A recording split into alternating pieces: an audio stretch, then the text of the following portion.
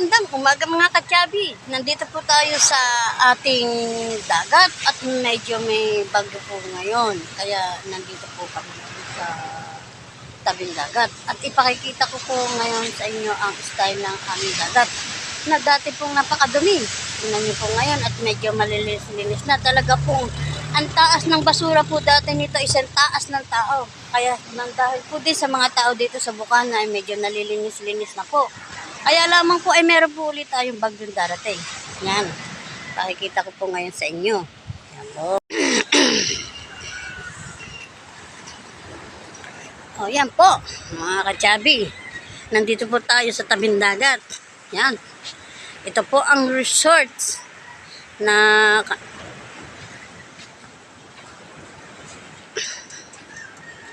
binabantayan po ng mga ilan pong mga taga-Bukana po ay mga nagtatrabaho po sa resorts na ito. Yan. Si Ate Miriam po at si Ate Marina, dito po sila nagtatrabaho. At tuwing umaga po talaga, umaga, hapon, tanghali, pinawalis po nila ito. Itong labas ng resorts. Sila po ay tagawalis ng resorts na ito. Yan. Dito po sila nagwawalis. Si Ate Miriam po at si Ate Marina, magkapatid po. Tsaka po yung asawa ni Nano. Yan, dito po sila nagwawalis. Yan po, makikita nyo po ang dagat. Maganda na po sana at nakakalabas-labas na. Kaya lamang po, meron po uling bagyo. Yan. May bagyo po yata uli. May namumuo po yan yung bagyo. Yan. Yan, kita niyo po ang aming dagat na napakaano po naman, napakaliit ng alon. Kaya lamang po ang hindi po kakayanin ay malakas po ang hangin. Yan, ito po ang Fortune Island. Yan, yung bundok po yan. Yan po ang Fortune Island.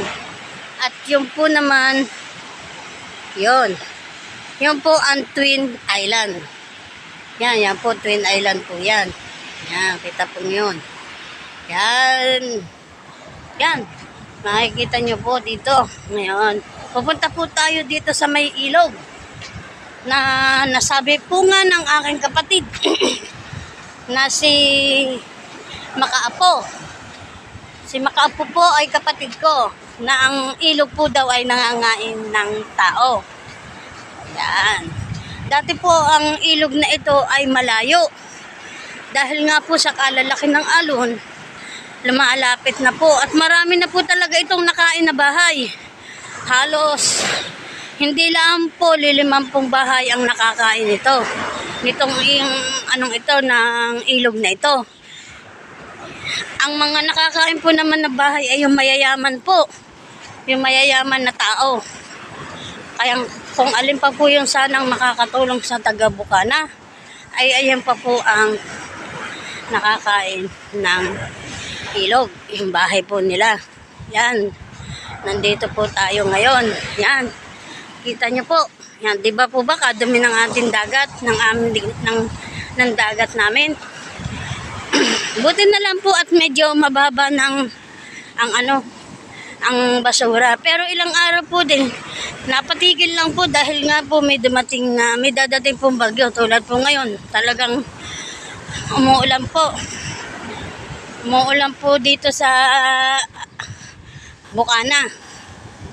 Yan. Yan po ang San Diego Beach. Yan. San Diego Beach po yan. Yung kabilang bundok na yan. Yan. Po, tingnan nyo po ang mga basura. Di po ba?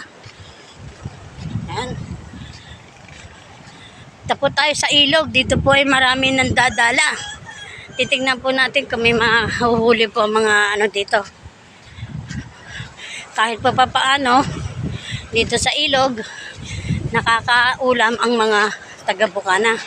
Dito po sila pumupunta at dito po sila nandadala. Yan, titingnan po natin. Medyo malapit na po. Yan po, oh.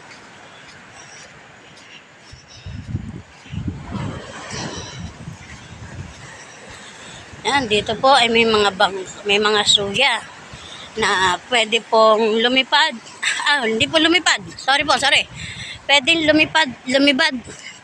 lumipan sa kabila. Pwede po silang lumipat sa kabila pag po meron ditong bangka na sasakyan po nila. Yang para po makapunta doon sa kabilang lugar. Doon sa kabila po. Yan. So yan guys, di po ba? Ang lalaki ng puno na nadadala dito.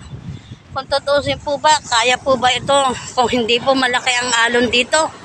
Gaano po kalaki ng punong ito? Na napadpad po dito sa lugar ng Bukana. Yan, tingnan nyo po. Oh. Yan. Tulad po nito. Itong kahoy na ito. Yan.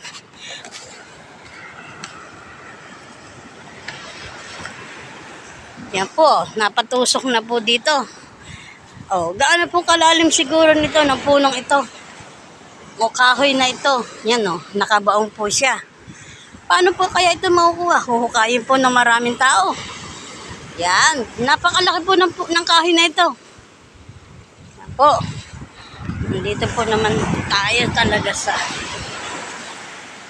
So, yan guys. Yan. Mga bangka po ito. Yan, mga bangka. Yan po. Kita nyo po itong mga bangkang ito na maliliit. Yan. Ito po ang sinasakyan ng ibang taga Bukana po na naglulukandiyan sa San Diego. Yan, sasakay po sila dito para po doon sa kabilang yon, makapunta. Yan, gayaan po. Yan. Medyo madaling po. Mamadalin ko na lang po ang aking paglalakad at baka po abutin ako ng ulan. Wala po akong dalang payong. So, yan guys. O, yan. Nandun po ang 2 tao. Nanguhuli po yun ng isda. Yan. Si Kauyong po yun. Asawa ni Miriam. Medyo ako po pabalik na at medyo naambon po. Baka po mabasa itong aking cellphone. Ay, wala po tayong palit. Po, yan, kita niyo po kung gaano kadudumi ng aming at kita niyo pa naman kung anong kulay ng aming dagat. Chocolate na chocolate po yan. Oh, yan po. Chocolate po yan.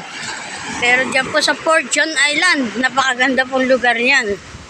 Yan. Yan po. Kita niyo po. Yan.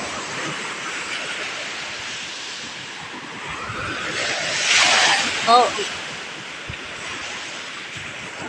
Ito ang resort, ibang resort, yan po.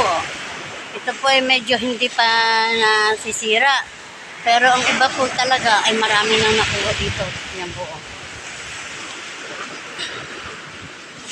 Yan. Kita po siguro ninyo.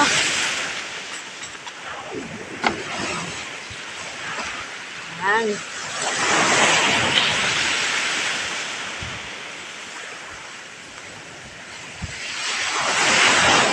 Sana po naman ay mawala na ang bagyo.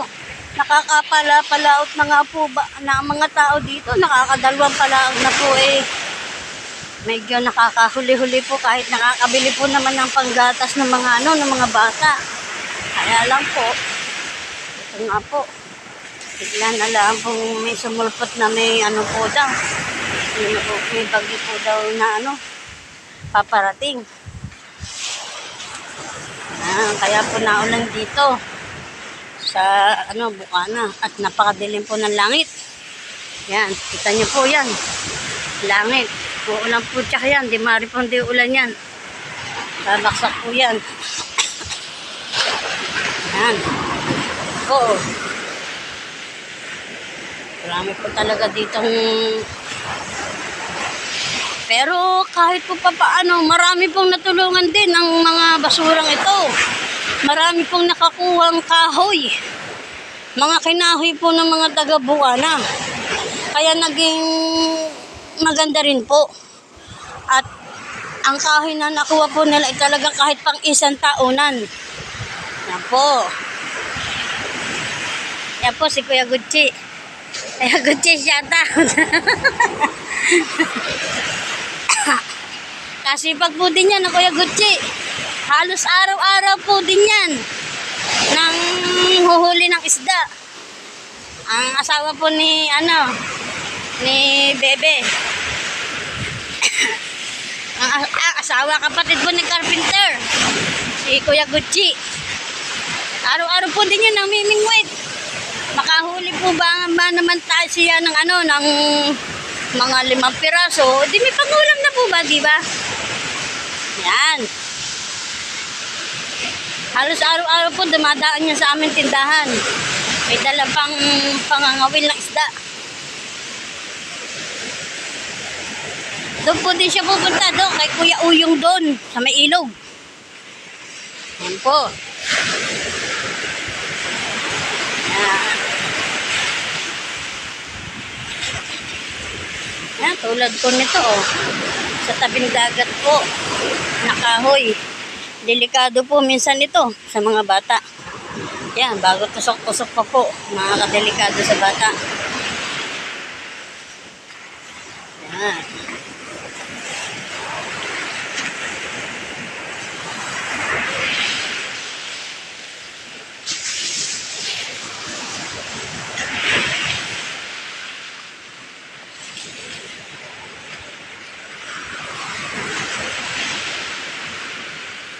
Yan, meron po isang nanguhuli ng isda. Yan, kita nyo po ang banggang yun.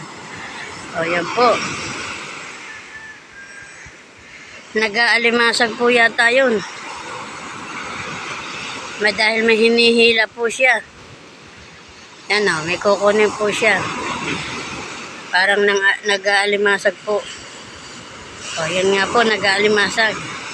Dahil may hinihila po siyang kwan. Yan, nakita ko po. Yun, kita nyo po, may hinihila po. Nag-aalimasag po yun.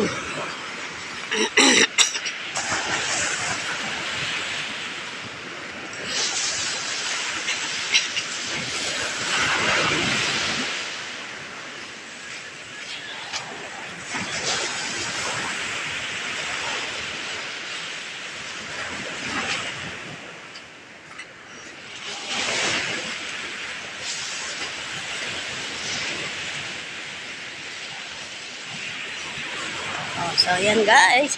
Nakikita nyo, malapit-lapit na po ako sa tapat ng bahay namin. Pinagtitindahan namin. Yan po. Yan. Kita nyo ulit ang dagat. Yan. Yan po. Dito po, medyo malinis na po dito. Kaunting walis-walis na lang po. Dahil ito nga po ang tapat na pinag-wawalisan ni Kameriam, ni Kapikit. Yan po. Yan.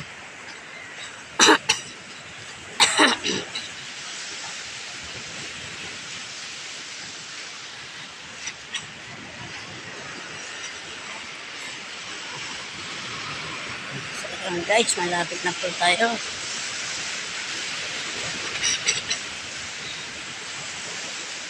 Yan. May aso pa po dito. Yan. Po.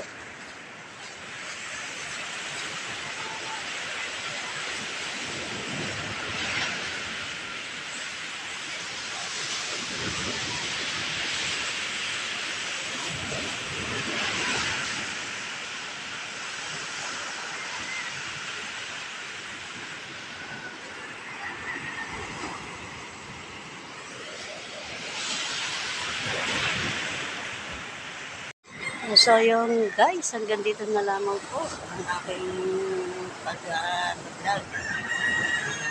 Magandang umaga po. Bye-bye!